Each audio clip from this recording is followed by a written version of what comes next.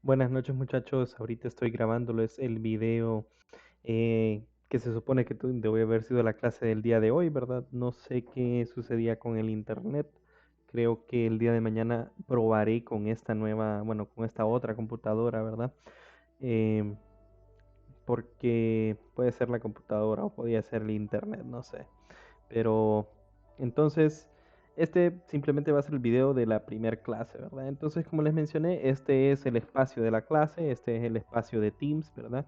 Si no me equivoco, debería de estarles compartiendo yo ahorita la pantalla. Entonces, si se fijan, eh, pues al ustedes entrar a Microsoft Teams, si se meten en la sección Teams, les debería de salir pues los equipos en los que ustedes están. Entonces, en este caso, ustedes deberían de estar incluidos en esta sección de Física General 1 y al entrar ustedes van a ver pues técnicamente todo lo que hemos dicho en la clase, ¿verdad? Entonces, si se fijan, esto incluye pues el video, o bueno, la clase que nosotros hicimos ayer. Entonces, como les digo, para que ustedes se puedan unir a la sección o entrar al aula de clase o entrar a la llamada, mejor dicho, ¿verdad? Ustedes simplemente le dan, aquí le debería aparecer el botón Join, ¿verdad? Y si no lo encuentran acá, igual las llamadas o bueno, las clases ya están programadas en el calendario. Entonces, si ustedes van a Calendar o calendario, pues ya deberían de encontrar de lunes a viernes de 6 a 7 programada esta que se llama, entre comillas, aula de clases FS 100 1800, ¿verdad? Entonces ya está programada para todo el periodo y simplemente cuando venga el día ustedes le dan clic a la reunión y debería de darles para unirse, ¿verdad? Debería de salir la opción aquí como miran ahí, que yo le di clic a la reunión, ¿verdad? En calendario y aquí arriba a la derecha me sale join. Entonces con eso ustedes simplemente se unen a la reunión y eh, perfectamente, si yo no he iniciado la reunión, ustedes creo que entran en una sala de espera y si ya la inicié, pues entran directamente. Creo que no me pide a mí que los acepte o no. Entonces, volviendo nosotros en lo que estábamos o lo que queríamos hablar, ¿verdad? Eh, Voy a ir un poco rápido en las partes que ya hablé, pero bueno, simplemente, como saben, esta primer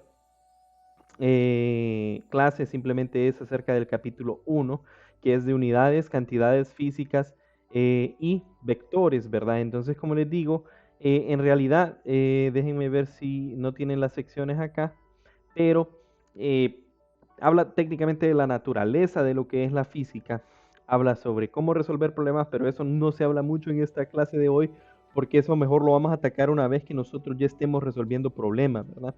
Eh, También habla de unidades.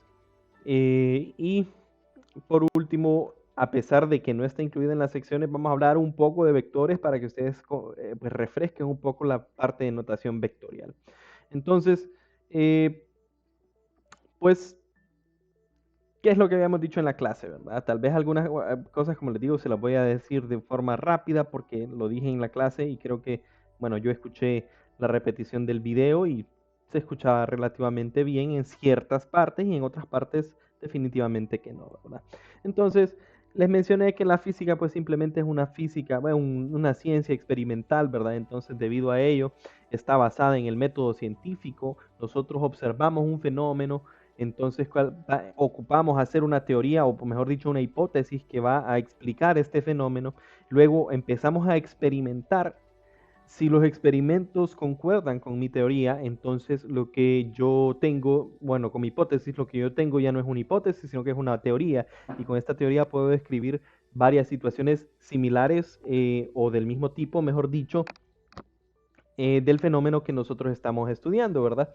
Y eso, les dije yo, es lo mismo como cuando ustedes están en la clase presencial. Ustedes van a clase, aprendemos un fenómeno, vamos al laboratorio, experimentamos con el fenómeno y pues técnicamente comprobamos que las cosas que nos están dando en clase suceden de manera física. Entonces yo les dije, ¿cuál es la diferencia o dos palabras diferentes? Teoría y modelo. Ya sabemos que es una teoría y un modelo, como les dije, es simplemente porque nosotros, pues técnicamente hacemos aproximaciones cada vez que nosotros vamos a resolver un problema, ¿verdad? Ningún problema lo vamos a resolver exactamente un 100% como es la situación. Y yo les dije el chiste, ¿verdad? De la vaca, que los físicos para encontrar el volumen de una vaca, pues técnicamente lo que hacemos, se dice el chiste, es aproximamos a que la vaca sea una esfera y después calculamos el volumen de la esfera y ese es el volumen de la vaca. Lo mismo pasa de diferentes formas en muchas partes de la física, ¿verdad? O sea, en este caso nosotros vamos a obviar o vamos a pasar por alto un montón de cosas que están pasando, como resistencia del aire, como pérdida de energía por deformaciones o cosas similares, ¿verdad? Posteriormente yo les dije en lo que se centra todo física 100 y parte de física 200 en el estudio de lo que se llama mecánica. Entonces, ¿a qué nos referimos nosotros cuando hablamos de mecánica? Pues el estudio de el movimiento de los cuerpos, ¿verdad? Ya sea un cuerpo, puede ser un carro o un sistema, ¿verdad? O el motor de un carro. Todo eso es mecánica. Y mecánica lo dividimos entre cinemática y dinámica, siendo cinemática el estudio de cómo se mueven los objetos. Perdón, de cómo se mueven los objetos, sin preguntarse por qué se está moviendo el objeto. Entonces, ¿a qué me refiero yo? Como les dije, si hay un carro, yo simplemente me pregunto a dónde está el carro, a qué velocidad va, hacia dónde se dirige, qué aceleración tiene, cosas por el estilo. Solo pregunto esas cosas, no me pregunto por qué se está moviendo el carro. Y eso es dinámica, responder cuáles son las causas de esos movimientos. O sea, en el caso del carro, como les dije, las llantas interactuando con el suelo, hay una interacción, una fuerza, ¿verdad? Y debido a esa fuerza, entonces es que el carro se logra impulsar. Entonces, eso es dinámica. Y esa es la diferencia entre cinemática y dinámica. Ambas las miramos en física 100, porque cinemática es técnicamente el primer parcial y dinámica es el segundo parcial. Y el tercer parcial es una mezcla de las dos, nada más que vamos a ver objetos que están girando, ¿verdad? Y vamos a ver la cinemática y la dinámica de objetos que rotan. Entonces, como les dije, en física nosotros no trabajamos, no es matemática pura, ¿verdad? Nosotros no estamos trabajando solo con números, sino que estamos trabajando, por ejemplo, con longitud, masa, corriente, temperatura, cantidad de materia, intensidad luminosa, campo eléctrico, campo magnético y varias fenómenos que nosotros estamos midiendo, ¿verdad? Entonces, como les dije, si yo les pido a ustedes, mídame cuánto es el largo de esa mesa, ustedes no pueden agarrar una cinta métrica y decirme el largo es 20, profesor. Porque yo ocupo saber 20 qué, 20 centímetros, 20 metros, 20 pies. Es necesario definir unidades. Y nosotros vamos a usar un sistema de unidades que se llama el Sistema Internacional de Unidades, en el cual las unidades, tienes ciertas unidades que se consideran como estándar, pero fundamentalmente existen tres unidades que vamos a decir que son el metro, el kilogramo y el segundo. La longitud, la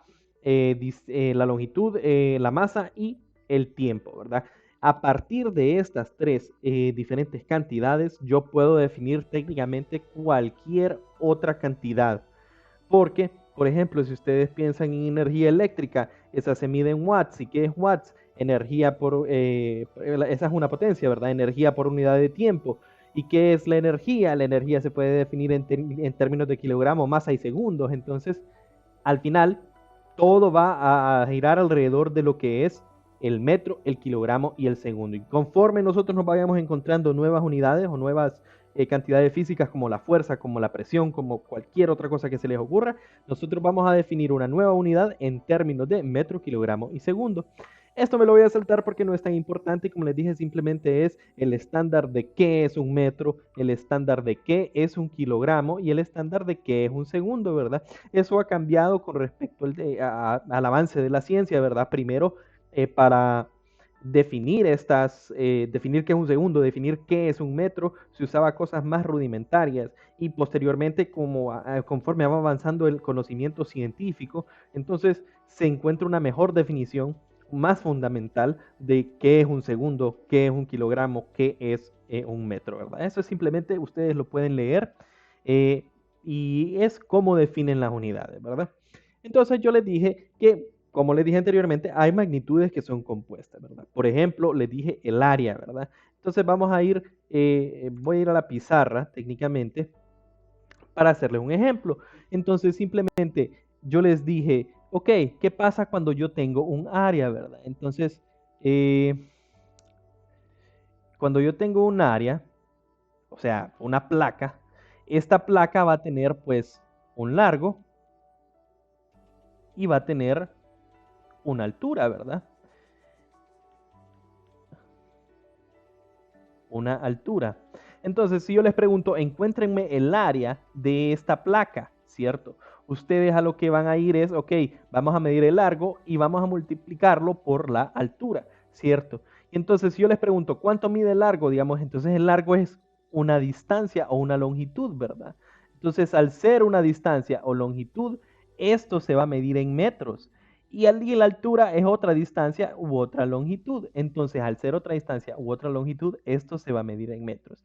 Entonces, el área se mide en metros. Esto lo voy a cambiar de color. El área yo le estoy midiendo en una cantidad que se mide en metros multiplicada por otra cantidad que se mide en metros. O sea que el área se mide en metros al cuadrado. Una cantidad compuesta de las otras, de las unidades fundamentales como el metro, ¿verdad? Y eso, como les digo, pasa en volumen, pasa en velocidad, pasa en aceleración y pasa en cualquier otro, técnicamente en cualquier otra unidad o cualquier otro fenómeno que nosotros estudiemos. Posteriormente, y aquí fue donde ya yo medio escuché, aquí estuvo terrible la llamada, entonces nosotros en física estudiamos cantidades que van pues desde cosas muy pequeñas a nivel cuántico, ¿verdad? A nivel del núcleo de un átomo, hasta cosas muy grandes como la distancia entre dos planetas o mejor, la distancia entre galaxias. Entonces, al tener esta gama, ¿verdad? Haciendo la física una ciencia tan extensa entre todo lo que podemos estudiar, nosotros no podemos basarnos solo en unidades estándar. Ocupamos, por ejemplo, si yo voy a medir la distancia de aquí al Sol, no voy a decir que son 5 millones, no sé el número exacto, ¿verdad? Pero me saldría un número muy grande. Entonces, en vez de decir ese número muy grande, nosotros utilizamos los prefijos, ¿verdad? Entonces, si se fijan, los prefijos ato, femto, pico, nano, micro, mili, centi, deci, deca, hecto, kilo, mega, giga, tera, peta, simplemente son pues cantidades que nosotros ponemos antes de una unidad que técnicamente le está dando un factor, por decir así, de escala, ¿verdad? ¿Y cuánto vale esa escala? Pues técnicamente esa escala vale esto que dice esta potencia, ¿verdad? 10 a la 15, 10 a la 12, 10 a la 9. Entonces, por ejemplo, todos hemos escuchado, todos sabemos qué es un centímetro, ¿verdad? Y un centímetro, tenemos la referencia de cuánto es un centímetro y cuánto es un metro. Entonces, ok, un centímetro, ¿verdad? Es 10 a la menos 2 metros, ¿verdad? Entonces, cuando nosotros estamos hablando de estas unidades compuestas o unidades con prefijo, lo que estamos haciendo es técnicamente una escala, como les digo, de la unidad base. Por ejemplo, un centímetro. Y como les digo, ¿qué es un centímetro? Pues un centímetro es igual a 10 a la menos 2 metros, ¿verdad? Entonces simplemente son factores de escala para que de esa manera yo no tengo que estar diciendo todo en cantidad de metros. Yo sé que la unidad estándar es metro, pero cuando yo estoy trabajando con cosas muy pequeñas, no voy a utilizar el metro para medir, sino que voy a usar milímetros. O cuando yo estoy midiendo tiempos muy pequeños, no voy a utilizar un segundo porque no es apropiado. Voy a usar nanosegundos, por ejemplo. Entonces hay varios fenómenos que nosotros vamos a utilizar pues los prefijos para llamar o decir una nueva unidad. Por ejemplo, estas otras las han escuchado mucho ustedes, kilo, mega, giga, ¿verdad? ¿Por qué? Porque esos están en archivos de internet, ¿verdad? Si yo voy a bajar un archivo de Word, eh, ese va a pesar kilobytes, ¿verdad? Entonces van a ser 10 a la 3 bytes. Si yo voy a descargar, por ejemplo, una película, ese posiblemente esté en gigabytes, ¿verdad? De 10 a la 9 bytes. Entonces, eso simplemente es el significado de qué es, cuáles son estos prefijos, ¿verdad? Y como les digo, como les dije en la clase, ¿verdad? esto, si no me equivoco, lo van a ver ustedes en su primer laboratorio. De hecho, casi todas las cosas que estamos viendo ahorita tienen cierta relación con su primer laboratorio, ¿verdad? Entonces, una vez que ya sabemos cuáles son los prefijos, no tienen que, por decir así, aprendérselos todos. Los que más se usan son desde nano hasta giga, ¿sí? Por ahí. Y depende de lo que estemos estudiando, vamos a utilizar algunos o no. Pero es importante que ustedes sepan cómo se trabajan los prefijos, ¿verdad? Antes de entrar a la parte de cifras significativas, voy a pasar al libro. Entonces, fíjense bien. Ahorita técnicamente ya hablamos la sección 1.1, la sección 1.2, ustedes la pueden leer. Si se fijan, la sección 1.2 al final es esto de acá. Y no es que nos están enseñando cómo resolver problemas, sino que nos dan una guía, por decir así, de qué cosas tengo que hacer: identificar, plantear, ejecutar y evaluar, dice. Luego dice estándares y unidades. Aquí habla técnicamente lo que ya hemos estado hablando, ¿verdad? Pero existen unidades que no están dentro del sistema internacional, por ejemplo, el pie, la milla. Entonces, para eso ustedes tienen que aprender a hacer esto, ¿verdad? Consistencia y conversión de unidades, ¿verdad?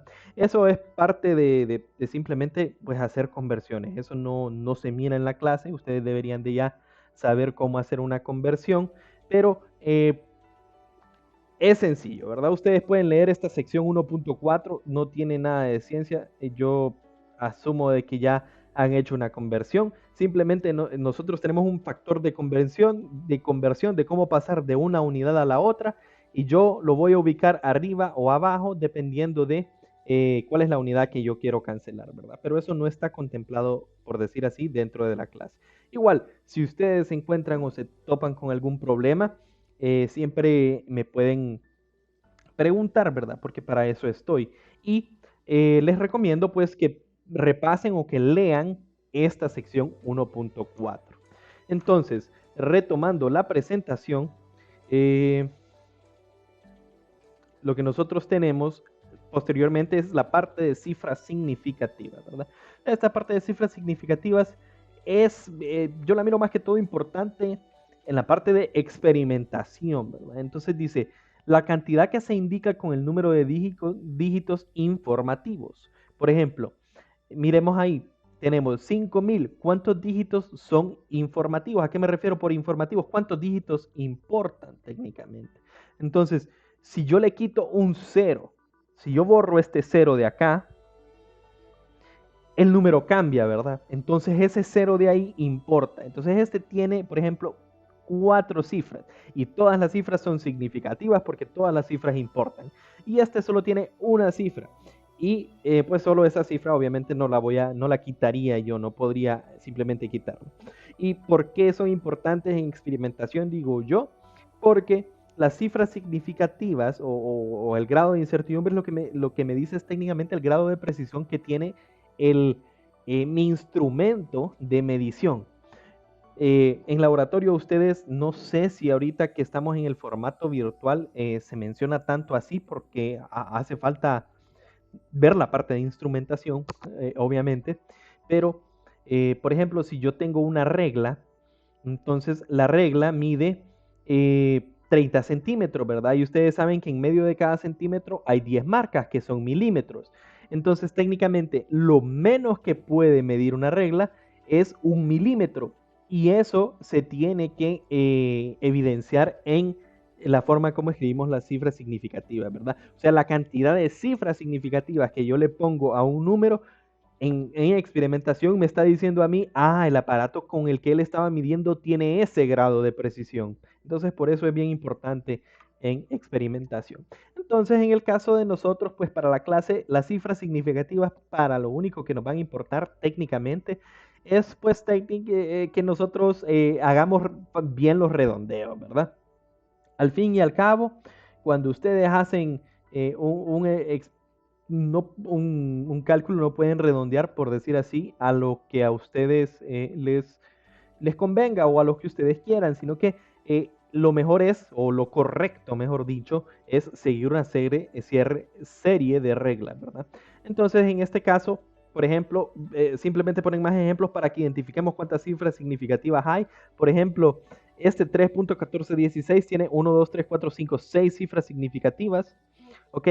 2.34 tiene 3 cifras significativas y 0.51 tiene solo 2 cifras significativas. ¿Por qué? Porque si se fijan, ese 0 que está antes del punto no agrega ni quita nada de información, ¿cierto? Entonces, solo estas dos cifras son significativas. Y si yo tuviera más ceros, pero en este caso a la derecha, esas sí son significativas desde el punto de vista de que entonces yo estaría diciendo que el aparato con el que estoy midiendo tiene esos grados de precisión, ¿verdad? O sea, puede medir a la décima, a la centésima, a la milésima, ¿verdad? Entonces, eso sí es importante, los ceros técnicamente a la derecha, ¿verdad? Después del punto decimal. Entonces, como les digo, en la parte de instrumentación, nosotros pues estamos en la parte teórica de la clase, eso no es que no nos va a importar, pero no es tanto parte de lo que yo tengo que decirles en la clase.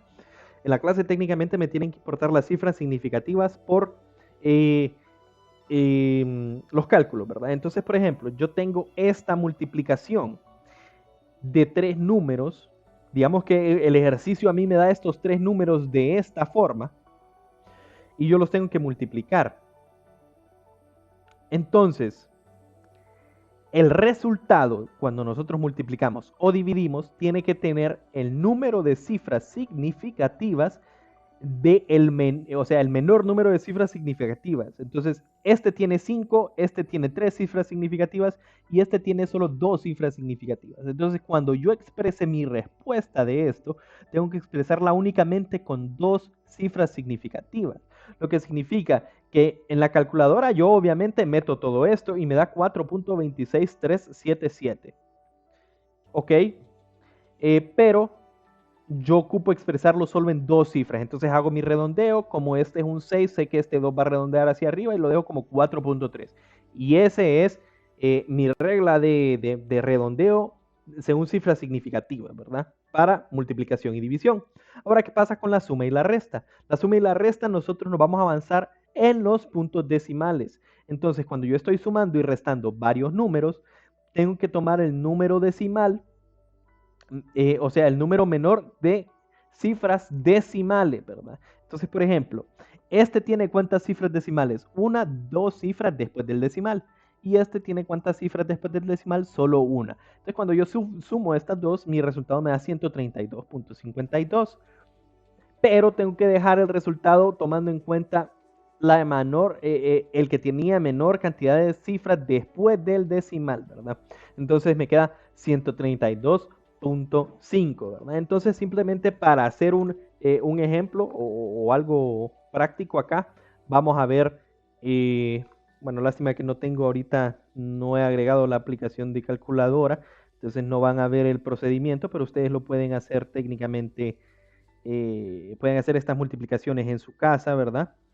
Entonces voy a inventarme dos números, digamos 14.329.6 y 1.32. Entonces yo tengo dos números, ¿cierto? Tengo dos números.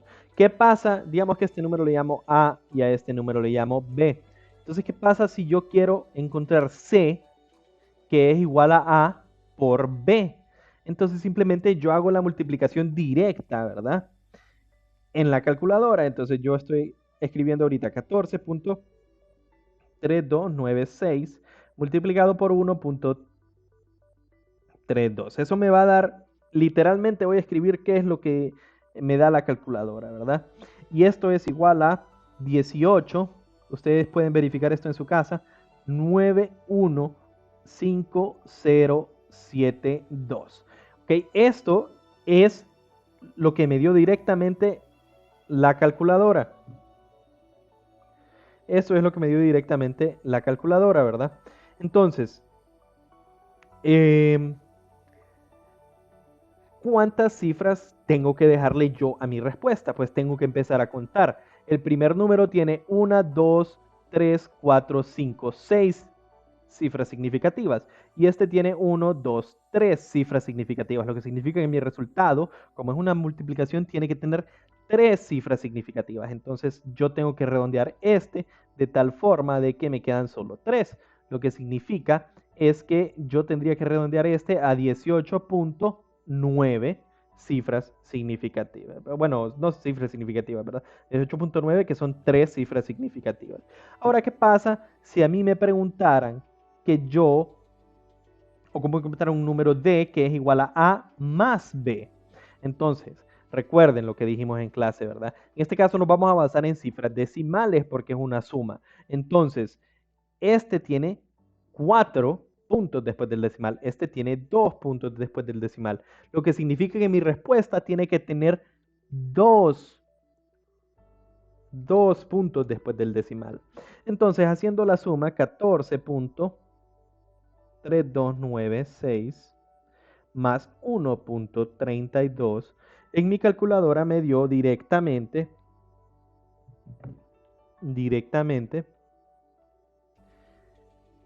15.6496.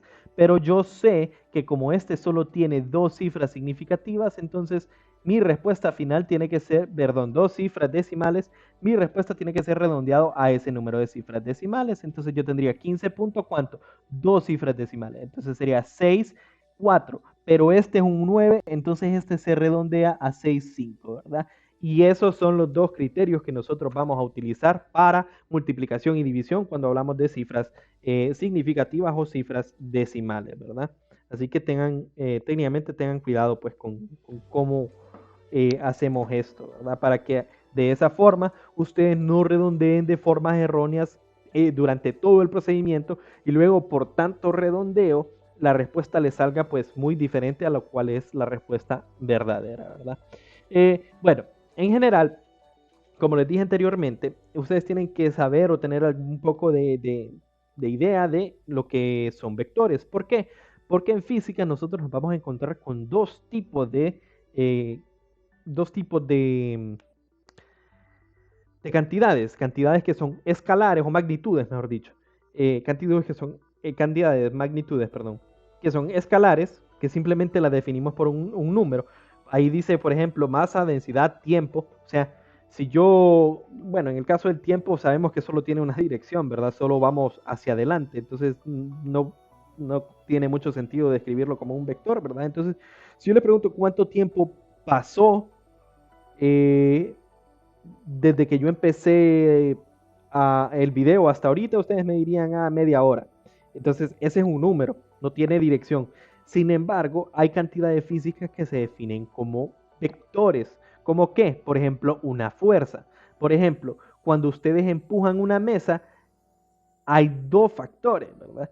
El factor de qué tan fuerte, entre comillas, estoy empujando y el factor de en qué dirección estoy empujando. Y como la fuerza que ustedes aplican tiene tanto una magnitud que depende de su esfuerzo y una dirección que depende de la ubicación en cómo estén empujando, entonces el fenómeno de fuerza se define por un vector. Lo mismo la velocidad, lo mismo la aceleración y lo mismo muchas cantidades, ¿verdad? Entonces en física nos podemos encontrar tanto las cantidades escalares como cantidades vectoriales. Y por eso vamos a dar un pequeño repaso de qué es un vector, ¿verdad? Entonces, un vector simplemente es un artefacto, ¿verdad? Matemático que me dice, pues, la distancia y dirección desde un punto 1, posición inicial, hasta un punto 2, ¿verdad? Dice los desplazamientos, aquí dice, ¿verdad? Los desplazamientos A y A' son iguales porque tienen la misma longitud. Si se fijan, estos dos vectores, el vector que va de P1 a P2 y el vector que va de P3 a P4, son exactamente el mismo. Tienen la misma orientación, misma dirección y misma magnitud. Entonces, técnicamente son el mismo vector, solo que uno está desplazado y el otro no, ¿verdad? Y también existen vectores opuestos. Serían dos vectores, pues, iguales. Y también hay vectores opuestos, ¿verdad? Por ejemplo, yo tengo un vector que apunta de P3 a P4, ese me da un vector y el vector que apunta de P4 a P3 es exactamente la misma dirección, perdón, la misma magnitud, pero con la dirección completamente opuesta, como estamos viendo acá, ¿verdad? Si nos fijamos, este vector va de 5 a 6 y yo miro que tiene exactamente la misma forma, va en la misma línea, nada más que este termina hacia abajo, ¿verdad? Entonces, este vector es el opuesto del otro, ¿verdad? Entonces, eso es algunas cosas sobre qué son vectores equivalentes, cuáles son vectores iguales, cuáles son vectores opuestos, ¿verdad? La suma de vectores, en este caso, pues es importante que ustedes recuerden la parte de suma de vectores tanto analítica como la parte gráfica. Entonces, con respecto a la parte gráfica, no vamos a hacer ejercicios de vectores con parte gráfica, ¿verdad? O sea, no vamos a ponernos a medir con la regla cuánto es la resultante, pero en muchos diagramas es importante que nosotros descompongamos vectores y logremos ver la suma de forma vectorial, por lo menos en una forma de modelo, ¿verdad? Como estoy modelando yo las fuerzas. Entonces recordemos, si yo tengo un vector A y un vector B en el espacio, entonces la forma de definir la suma entre esos dos vectores es, yo primero dibujo mi primer vector y luego el segundo vector lo dibujo desde la cabeza del primer vector. Y la suma de los dos vectores es la cantidad que va desde el inicio del primer vector hasta el final del segundo. Y si se fijan, la suma es conmutativa, ¿verdad? Yo puedo poner primero B y después A y la suma este vector y este vector son exactamente el mismo, ¿verdad? Y también está el método del paralelogramo, pero eso ahí lo vamos a ir viendo, ¿verdad? Simplemente es que ustedes recuerden un poco cuáles son o cómo se miran la suma de vectores de forma gráfica, porque nosotros varias veces en la clase vamos a plantear pues diagramas en los cuales yo tengo, por ejemplo,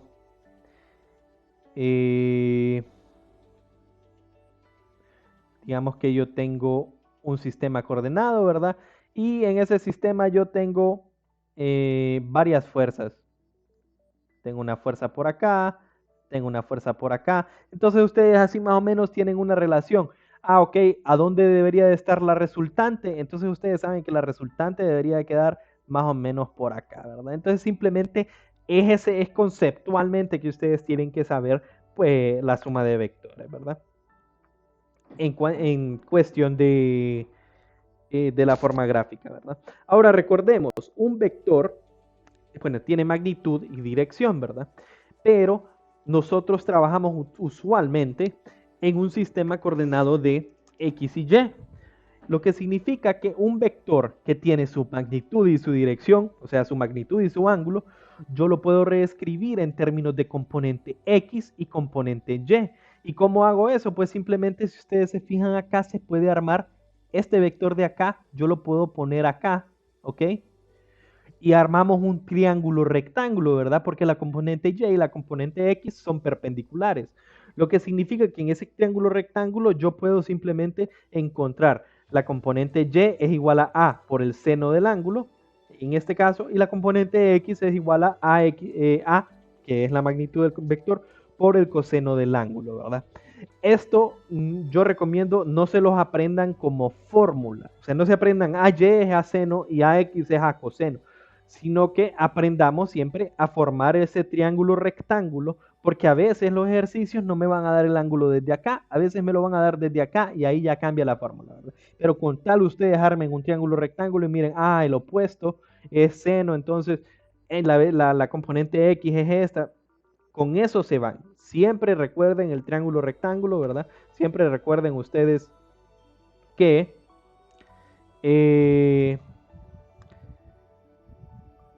que cuando tenemos un vector, ¿verdad? Voy a dibujar el plano, como les digo. Cuando tenemos un vector, pues técnicamente ustedes lo pueden descomponer en X, como les digo, y esto forma un triángulo rectángulo, ¿verdad?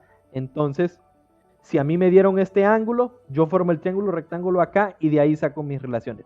Si a mí me dieron este otro ángulo, le voy a poner teta prima, entonces en realidad las componentes las voy a dibujar acá y de aquí saco las componentes, ¿verdad? Entonces, eso ahorita simplemente se los menciono. Yo sé que ustedes podrían estar, no, en realidad no estoy entendiendo del todo qué es lo que está diciendo mi profesor. Ustedes deberían de saberlo, ¿verdad? Porque ya llevaron vectores, pero no se preocupen, ¿verdad? Eso cuando nosotros entremos a la parte de fuerzas, eventualmente lo vamos a empezar a trabajar y vamos a empezar a trabajar con componentes y a, pues, a deducir, esta componente es seno, esta componente es coseno, por tal y tal razón. Por último, pues aquí dice la parte de vectores unitarios.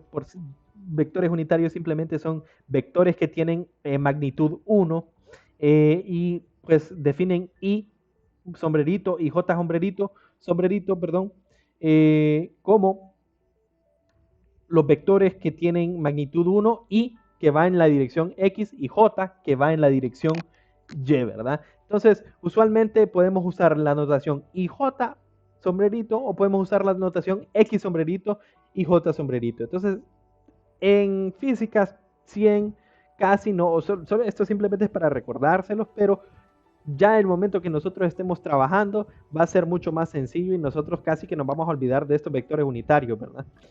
No los vamos a utilizar técnicamente, ¿verdad? Un poco más acerca de vectores unitarios, ¿verdad? Bueno, aquí técnicamente escriben dos vectores, ¿verdad? En forma de, en notación de vectores unitarios. Entonces, el vector A es A sub X en dirección Y más A sub Y en dirección J. El vector B es B sub X en dirección Y más B sub Y en dirección J.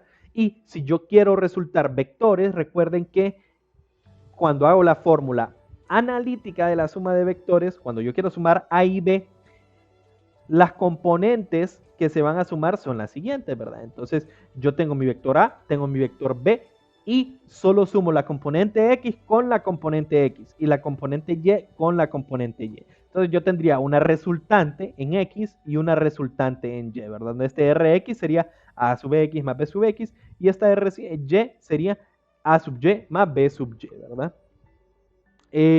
Algunas otras propiedades, simplemente que las recordemos, el producto escalar o producto punto. El producto escalar se puede definir como la magnitud de los dos vectores por el coseno del ángulo que hay entre los dos vectores. Y técnicamente, ¿qué significa, el producto punto? El producto punto casi que significa una proyección de un vector sobre otro. Entonces, técnicamente, si ustedes se fijan aquí de la imagen, B coseno de phi es la proyección de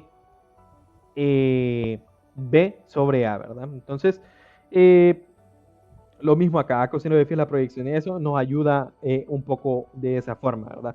O técnicamente, si nosotros lo que tenemos entonces es dos vectores, que esto es algo que tal vez ustedes deban recordar, dos vectores que son perpendiculares, su producto punto va a ser igual a ¿cuánto? Si son perpendiculares, el ángulo entre ellos es 90, lo que significa que el coseno de 90 va a ser 0, ¿verdad? Entonces el producto escalar entre dos vectores perpendiculares es 0, y eso tal vez nos ayude un poco conceptualmente cuando nosotros miremos el tema, por ejemplo, de el trabajo, ¿verdad? Porque el trabajo es, en esencia, nosotros vamos a poner una fórmula, pero en esencia viene de un producto punto, ¿verdad? Entonces, nada más eso, ¿verdad? Ustedes no vamos a hacer muchos ejercicios o ejercicios simplemente de calcula el producto punto de esto todo. No, ¿verdad?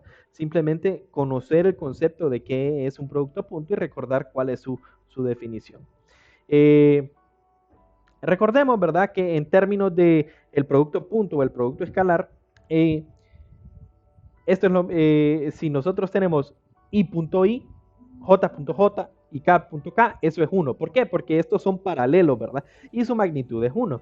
Y si yo tengo i.j, i.k y j.k, esos son perpendiculares, entonces esos me darían 0, ¿verdad? Y otra forma de escribir el producto punto es pues el producto de los componentes sumados, ¿verdad? La suma del producto de componentes. A sub x, b sub x, más a sub y, b sub y, más a sub z, b sub z, ¿verdad? Por último, pues,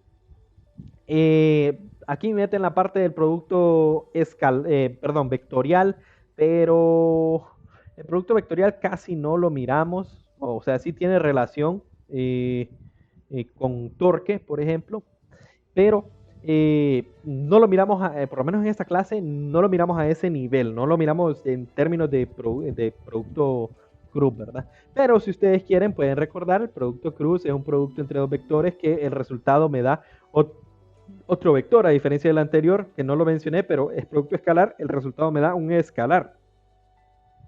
Y el producto cruz entre dos vectores me da un vector que es perpendicular a los dos vectores, ¿verdad? Resulta que este no es conmutativo. Si se fijan, A cruz B no es lo mismo que B por A. A cruz B es menos B cruz A.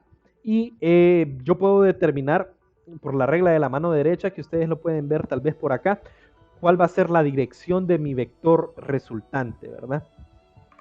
Y aquí pues técnicamente nos dicen cuáles son los resultados de los productos cruz entre los vectores unitarios. Pero como les digo, esa parte de vectores no va a ser rigurosa de esa forma, ¿verdad? Ya cuando nosotros trabajamos con ejercicios, lo que ocupamos más que todo es el concepto de qué es un vector, y los productos cruz no lo vamos a, no, en realidad en física 100 no recuerdo yo que se utilicen productos cruz. Tal vez conceptualmente nos ayude en la parte de torque, pero no vamos a calcular productos cruz. Entonces, si se fijan, eso es todo lo de estas secciones, ¿verdad? Y la única sección casi que no se tocó fue la sección 1.4, que es la de conversiones, que ustedes deben de leer y de simplemente saber cómo hacer conversiones, ¿verdad? Eso no tiene mucha complicación.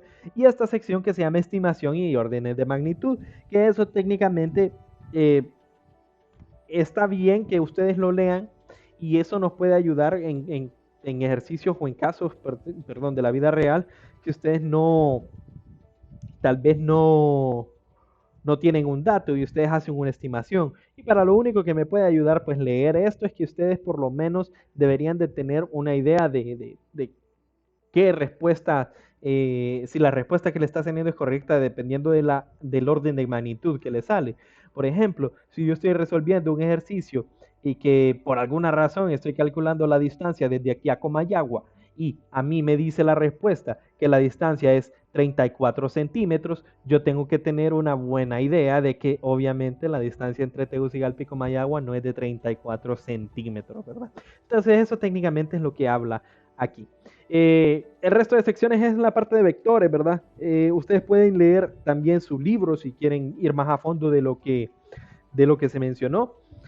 Como les digo, esta parte el día de hoy simplemente era una introducción a conceptos que, como les digo, no se van a evaluar como tal, ¿verdad? O sea, no se van a evaluar directamente, que yo les voy a decir, encuéntreme el ángulo entre estos dos vectores, sino que cuando nosotros empezamos a ver el resto de temas de la clase, estas cosas van a aparecer por default. Esas cosas nos van a aparecer porque pues estamos trabajando con vectores, estamos trabajando con unidades.